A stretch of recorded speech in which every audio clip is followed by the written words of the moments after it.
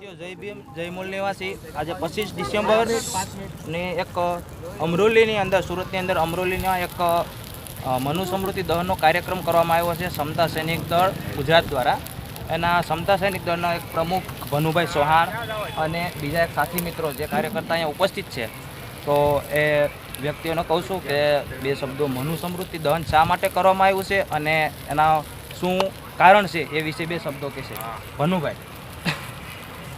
જય ભીમ જય મૂળ નિવાસી। આજે 25 ડિસેમ્બર 1927ના દિવસે ડૉક્ટર બાબા સાહેબ આંબેડકર દ્વારા મનુ સમૃદ્ધિનું દહન કરવામાં આવ્યું હતું।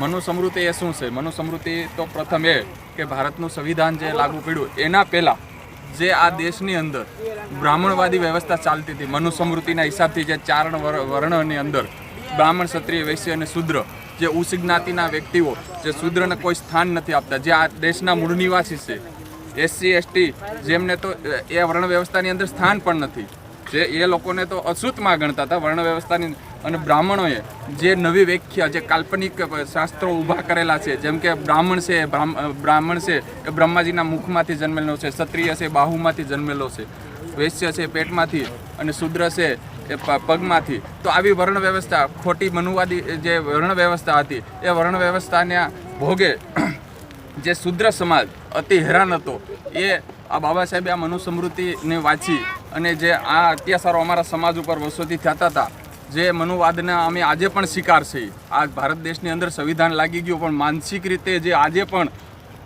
એસસી એસટી ઓબીસી માઇનોરિટીના લોકો મનુવાદી વ્યવસ્થાને ઝંકડીને બેઠા છે, જે બ્રાહ્મણવાદ છે। અમે કોઈ જ્ઞાતિના વિરોધથી બ્રાહ્મણવાદ એ કોણ?